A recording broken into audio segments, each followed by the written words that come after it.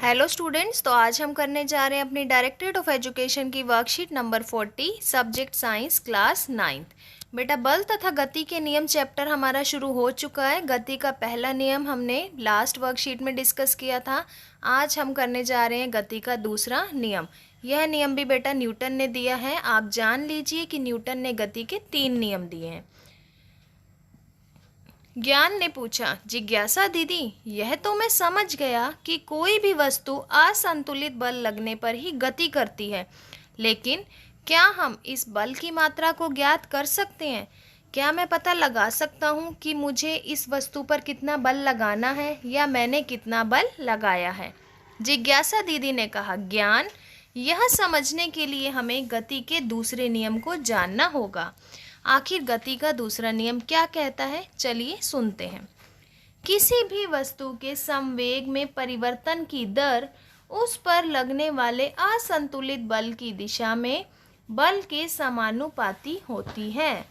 तो बेटा, इस नियम में क्या पता चल रहा है आपको? संवेग। आखिर संवेग क्या है? जब भी संवेग में परिवर्तन होता है बेटा, तो उस पर कितना बल लग रहा है हमें पता लग जाता है। सबसे पहले हमें पता होना चाहिए कि संवेग क्या है। वस्तु के द्रव्यमान और वेग से संबंधित जो राशि है उसे संवेग कहते हैं। यह सदिश राशि है बेटा। सदिश का मतलब कि यह हमें दिशा का ज्ञान भी देगी। किसी भी वस्तु के संवेग को p से, उसके द्रव्यमान को m से और उसके वेग को v से लिखा जाता है। तो आपको सूत्र मिलेगा बेटा यहाँ पर P बराबर में m गुना v। P क्या है बेटा? यहाँ संवेग, m क्या है आपका द्रव्यमान और v क्या है वेग। इसका मतलब द्रव्यमान और वेग का जब हम गुणनफल करते हैं तो हमें क्या मिलता है बच्चों? संवेग। संवेग का मात्रक क्या होता है? संवेग का ऐसा ही मात्रक किलोग्राम मीटर प्रति सेकंड। ठीक है बेटा। अब है गति के द्वितीय नियम की गणितीय गणना, कि आखिर गति का दूसरा नियम जो है वो हमें गणितीय गणना, उसका सूत्र आया कैसे? तो मान लिया बेटा हमारे पास कोई वस्तु थी जिसका द्रव्यमान क्या था? m, प्रारंभिक वेग था u, सीधी रेखा में वो चल रही थी। उसमें t समय में हमने f बल लगाया और बल लगाने से उसका वेग कितना हो गया? v। अब हमें क्या क्या दिया हम नोट करेंगे। संवेग क्या होता है बेटा? अभी हमने पढ़ा P बराबर में m गुना में v। इसका मतलब द्रव्यमान गुना में वेग। अगर मैं बात करती हूँ बेटा प्रारंभिक संवेग P1, P1 किसके बराबर होगा यहाँ पर? m गुना u के, क्योंकि u क्या है हमारा बेटा यहाँ पर? प्रारंभिक वेग। अंतिम संवेग P2 क्या होगा बेटा? m गुना v। दूसरा नियम क्या कहता है बच्चों? संवेग में परिवर्तन P2 minus P1, mv minus mu। तो हम अगर यहाँ से m को कॉमन ले लें तो हमारे पास क्या आ जाएगा? mv minus u। हमें बताना है गति के नियम के अनुसार संवेग में परिवर्तन की दर। दर का मतलब क्या होता है बेटा? हम समय भी लेंगे साथ में। तो आपके पास क्या फॉर्मूला आ गया यहाँ से कि लगाया गया बल किसके समानुपाती है? संवेग में परिवर्तन बटा में समय। और अगर मैं समानुपाती का सिंबल हटाती हूँ तो मेरे पास फॉर्मूला क्या आ जाता है बेटा यहाँ से? km v minus U upon T. लेकिन गति का पहला समीकरण जब हमने गति वाले चैप्टर में पढ़ा था तो उससे हमें पता चला था a बराबर में v minus U upon T. तो यहाँ v minus U upon T को रिप्लेस करके मैंने क्या लिखा है बेटा? a। तो यहाँ से हमारा फॉर्मूला क्या आ गया है बल का? बल बराबर में ma। ठीक है। यहाँ पर बल जो है उसका मात्रक क्या होगा? न्यूटन। क्या मात्रक होगा बेटा? न्यूटन। बल को किस में मापा जाता है? न्यूटन में। ठीक है। आगे देखिए, गति के दूसरे नियम का दैनिक जीवन में प्रयोग। तो गति का जो दूसरा नियम है बच्चे, गति का दूसरा नियम है उसका हमारे दैनिक जीवन में कहाँ कहाँ पर उपयोग होता है। पहला, लंबी और ऊंची कूद में खिलाड़ी का बालू या कुशन पर कूदना। आपने देखा होगा जब भी लंबी कूद होती है ना, खिलाड़ी कूदता है जमीन पर नहीं, किस पर? या तो आगे गद्दे बिछा दिए जाएंगे, या बालू रेत डाल दी जाएगी, या फिर कुशन रख दिया जाएगा। ऐसा क्यों? क्यों बताइए, मैं बताती हूँ आपको। अभी हमने फॉर्मूला किया बेटा, F equal directly proportional to M V minus U upon T. इस सूत्र से एक चीज़ निकल कर आ रही है बेटा कि F जो है वो अनुकर्मानुपाती है किसके? समय के। इसका मतलब अगर हम समय को बढ़ा देंगे तो बल कम हो जाएगा, और अगर हम समय को घटा देंगे तो बल ज़्यादा लगेगा। ठीक है बेटा, तो इसी फॉर्मूला से यहाँ पर मैं आपको समझाती हूँ। अब लंबी कूद, अगर मैं बालू रेत नहीं बिछाऊंगी बेटा तो खिलाड़ी जैसे ही कूदेगा तो फर्श के संपर्क में आएगा और ज़्यादा बल से उसको चोट लग सकती है। लेकिन अगर हम गद्दे बिछा देंगे या बालू रेत, तो जैसे ही खिलाड़ी कूदेगा तो कूदने के पश्चात उसके शरीर को फर्श तक पहुंचने में क्या लगेगा? समय ज़्यादा। और अगर समय ज़्यादा हो जाता है बेटा तो बल क्या हो जाता है? कम। इसका मतलब उसको चोट नहीं लगेगी। सेकंड देखिए, कराटे के खिलाड़ी का पत्थर की स्लैब को झटके से तोड़ना। आपने देखा होगा कराटे का जो खिलाड़ी है पत्थर की स्लैब को एक ही झटके में तोड़ देता है। क्यों बेटा? क्योंकि अगर वो धीरे धीरे तोड़ेगा तो टाइम ज़्यादा होता है, तो बल क्या हो जाता है? कम। इसका मतलब पत्थर की स्लैब टूटेगी नहीं। अगर वो एक ही झटके में तोड़ेगा बेटा तो क्या हो जाएगा? समय कम ले रहा है वो, और समय कम होता है तो बल क्या लगता है? ज़्यादा, और स्लैब जल्दी से टूट जाती है। ठीक है, नेक्स्ट देखिए, क्रिकेट के खिलाड़ी का गेंद लपकते समय हाथ पीछे खींचना। बेटा आप अपने पापा के साथ या टीवी पर जब भी क्रिकेट मैच आता है बड़ा इंटरेस्ट लेके देखते हो। कभी आपने ये बात नोटिस की है कि बॉलर या फील्डर जो बॉल को कैच करते हैं ना, जब भी बॉल ऊपर से आ रहा होता है तो वो कैच करने के लिए दोनों हाथों को पीछे की तरफ ले जाते हैं। ऐसा क्यों? तुरंत ही क्यों नहीं कैच करते? वो पीछे पीछे क्यों ले जाते हैं? अगर बेटा वो तुरंत ही कैच कर लेंगे तो टाइम कम लगेगा। टाइम कम लगता है तो इसका मतलब बल ज़्यादा, और ज़्यादा बल से अगर बॉल उनके हाथ में आई तो इससे दुर्घटना हो सकती है। इसीलिए बेटा वो हाथ को पीछे करके टाइम को बढ़ा लेते हैं ताकि बॉल को कैच करने में आसानी हो, दुर्घटना ना हो। नेक्स्ट देखिए, गोली का बंदूक से निकलने पर ही नुकसान पहुंचाना।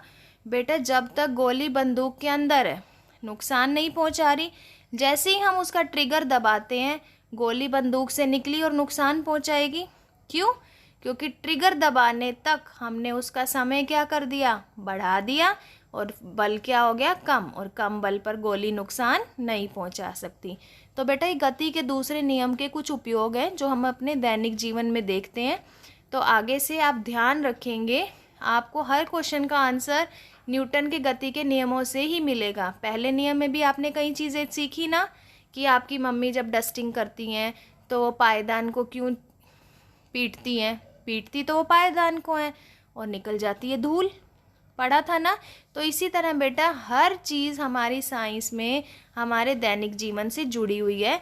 तो आप सभी बच्चों से रिक्वेस्ट है, आप जो भी चीज़ पढ़ते हैं सिर्फ और सिर्फ उसे रटना नहीं है, अपनी डेली लाइफ में एक्सपीरियंस करके देखिए बेटा। आपको भी लगेगा कि आप क्रिकेट खेल रहे हैं आजकल छुट्टियों में अपने भाई के साथ, बहन के साथ, तो जैसे ही आप एकदम से बॉल को लपक लेंगे तो आपको हाथ में दर्द होगा, लेकिन आप हाथ को पीछे ले जा कर के बॉल को कैच करेंगे तो बेटा कैच भी हो जाएगा और हाथ में दर्द भी नहीं होगा, कोई चोट भी नहीं लगेगी। तो मैं कहती हूँ, आशा करती हूँ कि आप ये डेली लाइफ से जोड़ेंगे इन वर्कशीट को। अगर आप इन वर्कशीट को बेटा सिर्फ और सिर्फ किताबों का ज्ञान ना समझकर अपनी डेली लाइफ से जोड़ कर पढ़ेंगे, प्रैक्टिकली देखेंगे, तो आपको ये अच्छे से समझ आएगी। ठीक है बेटा, आगे हमें एक एग्जाम्पल दिए हुए बच्चों, अब हम ये एग्जाम्पल करते हैं। क्या है ये एग्जाम्पल? देखिए, एक 5 किलो द्रव्यमान की वस्तु, तो बेटा m कितना दे दिया यहाँ पर? 5 किलो 2 सेकंड के लिए। टाइम कितना दे दिया आपको? 2 सेकंड। वस्तु का वेग है 3 मीटर। शुरू में प्रारंभिक वेग u कितना दिया बेटा? 3। बढ़ाकर 7 मीटर कर देता है। v कितना दिया है? 7 मीटर। बल की मात्रा निकालिए, आखिर बल कितना है? तो बेटा u दिया हुआ है आपको, v दिया हुआ है, t दिया हुआ है, m दिया हुआ है। अभी हमने दूसरे नियम में बल का फॉर्मूला किया, तो इस फॉर्मूले में जब हम वैल्यू पुट करेंगे तो बल आ गया। सेकंड पार्ट है बेटा कि टाइम अगर 2 सेकंड की जगह 5 सेकंड कर दिया जाए तो क्या होगा। तो बेटा t की जगह 5 सेकंड रखना है हमें यहाँ पर अंतिम वेग निकालना है, और बल की जगह हम 10 न्यूटन रखेंगे तो अंतिम वेग क्या आ गया हमारा 13 मीटर प्रति सेकंड। ठीक है बेटा, आशा करती हूँ गति का दूसरा नियम अच्छे से समझ आ गया होगा आपको, और इसका हमारे दैनिक जीवन में क्या उपयोग है ये भी क्लियर है। तो अब हम आइए इसकी कुछ अभ्यास के क्वेश्चन हल करते हैं। फर्स्ट, गति के द्वितीय नियम का गणितीय रूप परिकलित कीजिए। तो बेटा गणितीय रूप आपको ये दिया हुआ है, आपको ये परिकलित करना है मीन्स, तो ये आपका फर्स्ट क्वेश्चन का आंसर हो गया कंप्लीट। ठीक है। सेकंड, एक कार सड़क पर रुकी हुई है, उसका संवेग क्या होगा। बेटा संवेग क्या होता है, द्रव्यमान गुना में वेग, लेकिन कार तो रुकी हुई है, इसका मतलब उसका वेग कितना है 0, तो उसका संवेग भी कितना होगा बेटा 0। तो आप यहाँ पर क्या लिखेंगे कि उस कार का संवेग कितना होगा 0, क्योंकि कार का जो वेग है वो क्या है यहाँ पर 0। तो P बराबर में m गुना v, m गुना वेग कितना है 0, तो P संवेग भी कितना हो गया बेटा उसका 0। ठीक है। थर्ड क्वेश्चन देखिए, 100 किलो की एक वस्तु, उसका वेग 6 सेकंड में 5 से 8 हो जाता है, तो उस बल को ज्ञात करें जो उस वस्तु पर लगाया गया है। तो बेटा ये न्यूमेरिकल हम सोल्व करेंगे। यहाँ पर आपको m कितना दे रखा है 100, टाइम दे रखा है आपको 6 सेकंड, u दे रखा है, v दे रखा है, हमें क्या निकालना है f। तो हम फॉर्मूला है हमारे पास f equals to m v minus u upon t। m कितना दे रखा है बेटा 100 किलो 100, v दे रखा है आपको 8, u दे रखा है 5, टाइम दे रखा है 6। अब हम इसका आंसर निकालेंगे बच्चों, 100 इंटू 3/6, 3 2 ज़ा 6, 2 5 ज़ा 10, 0, यानी कि हमारा जो बल है कितना आ गया बच्चों 50 न्यूटन। तो ये हमारा थर्ड क्वेश्चन रहेगा। थर्ड क्वेश्चन में आपको दिखा दिया गया है बल और कैसे निकाला हमने अपना न्यूटन की गति का दूसरा नियम यूज़ करके। हमें यहाँ द्रव्यमान भी दिया था बेटा, v यानी अंतिम वेग भी दिया हुआ है और u प्रारंभिक वेग भी दिया हुआ है। ठीक है बच्चों। फोर्थ क्वेश्चन देखेंगे हम, 0.5 मीटर पर सेकंड वेग से चल रहे 1000 किलोग्राम द्रव्यमान वाले ट्रक का संवेग निकालिए। तो बेटा संवेग का सूत्र लगेगा यहाँ पर। संवेग का सूत्र क्या होता है, P बराबर m v। m दे रखा है कितना बेटा 1000 और v दे रखा है 0.5, तो हमारा संवेग कितना आ जाएगा बच्चों 500। ठीक है, ये आपका आंसर रहेगा बेटा फोर्थ क्वेश्चन का। संवेग निकल आया हमारा। संवेग का मात्रक लगाएंगे हम यहाँ पर। क्या होता है संवेग का मात्रक, किलोग्राम पर मीटर पर सेकंड, किलोग्राम पर मीटर पर सेकंड। ठीक है, ये आपका फोर्थ क्वेश्चन का आंसर है। तो बेटा उम्मीद करती हूँ आज की वर्कशीट आपको अच्छे से क्लियर हो गई है कि न्यूटन की गति का दूसरा नियम क्या था, और न्यूटन की गति के दूसरे नियम के साथ साथ संवेग का पता चला, इनका डेली लाइफ में क्या रोल है ये भी पता चला। अगर वर्कशीट अच्छी लगी तो बेटा फ्रेंड्स के साथ शेयर कीजिए, बेल आइकन को प्रेस कीजिए, हमारे चैनल लर्निंग लाइट को सब्सक्राइब कीजिए ताकि हर वर्कशीट का नोटिफिकेशन आपको टाइमली मिल सके। थैंक यू बच्चे। Stay safe, stay healthy and stay at home.